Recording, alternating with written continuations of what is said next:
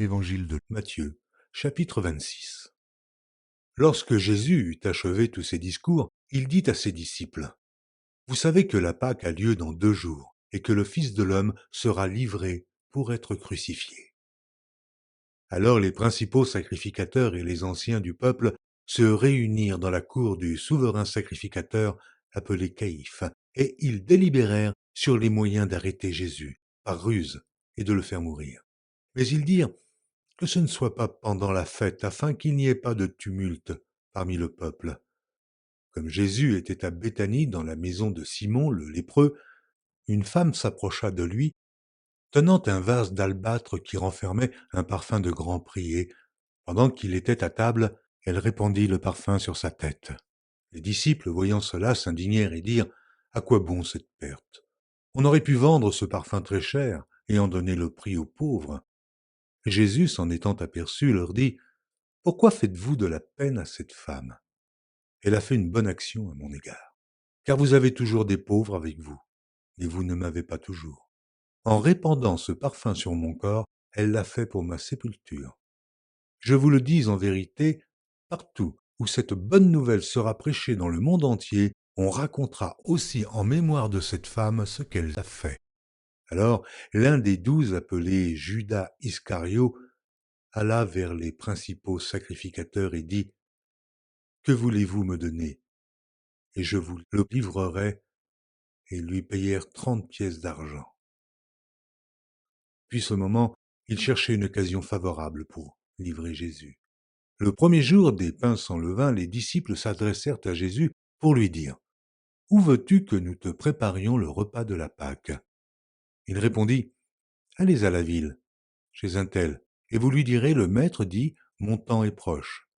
Je ferai chez toi la Pâque avec mes disciples. Les disciples firent ce que Jésus leur avait ordonné, et ils préparèrent la Pâque. Le soir étant venu, il se mit à table avec les 12. Pendant qu'il mangeait, il dit, Je vous le dis en vérité, l'un de vous me livrera. Ils furent profondément attristés, et chacun se mit à lui dire, Est-ce moi, Seigneur? Il répondit, Celui qui a mis avec moi la main dans le plat, c'est celui qui me livrera. Le Fils de l'homme s'en va selon ce qui est écrit de lui, mais malheur à l'homme par qui le Fils de l'homme est livré. Mieux vaudrait pour cet homme qu'il ne fût pas né. Judas, qui le livrait, prit la parole et dit, Est-ce moi, Rabbi? Jésus lui répondit, Tu l'as dit. Pendant qu'il mangeait, Jésus prit du pain et, après avoir rendu grâce, il le rompit et le donna aux disciples en disant, Prenez, mangez, ceci est mon corps. Il prit ensuite une coupe et, après avoir rendu grâce, il leur donna en disant, Buvez-en tous, car ceci est mon sang, le sang de l'alliance qui est répandu pour plusieurs, pour la rémission des péchés. Je vous le dis, je ne boirai plus désormais de ce fruit de la vigne jusqu'au jour où j'en boirai du nouveau avec vous dans le royaume de mon Père.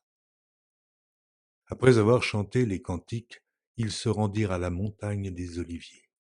Alors Jésus leur dit, Je serai pour vous tous cette nuit une occasion de chute, car il est écrit, Je frapperai le berger, et les brebis du troupeau seront dispersées.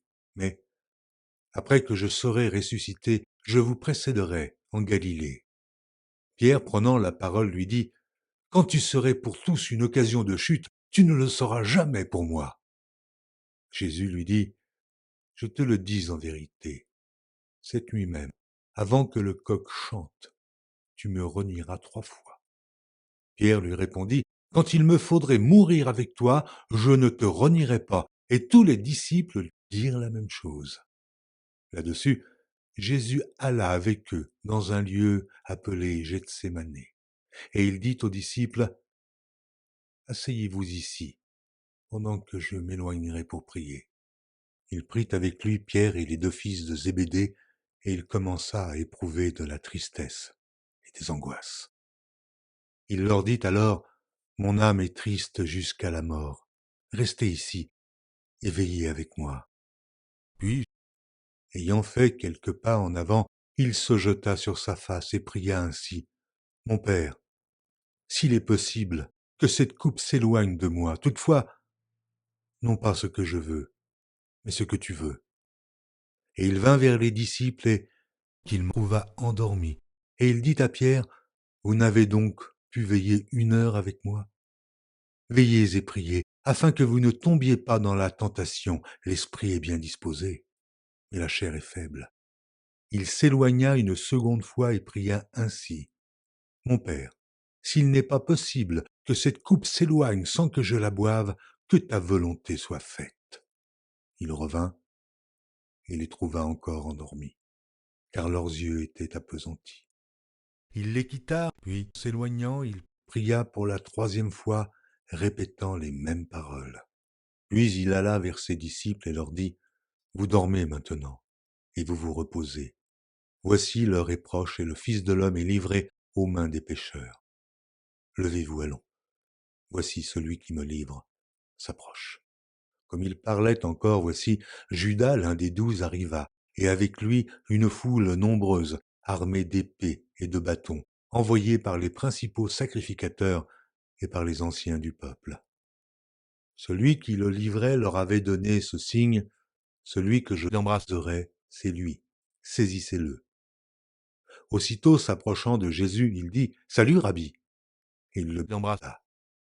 Jésus lui dit, mon ami, ce que tu es venu faire, fais-le. Alors ces gens s'avancèrent, mirent la main sur Jésus et le saisirent. Et voici, un de ceux qui étaient avec Jésus étendit la main et tira son épée. Il frappa le serviteur du souverain sacrificateur et lui emporta l'oreille.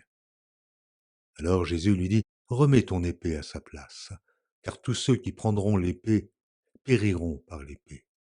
Penses-tu que je ne puisse pas invoquer mon Père, qui me donnerait à l'instant plus de 12 légions d'anges?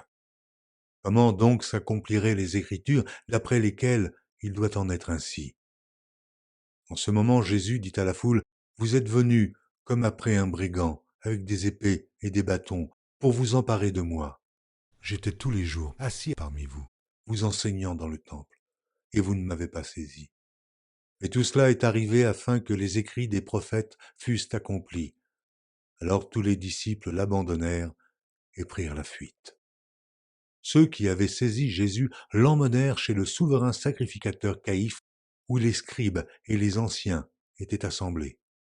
Pierre le suivit de loin jusqu'à la cour du souverain sacrificateur. Il entra et s'assit avec les serviteurs pour voir comment cela se finirait.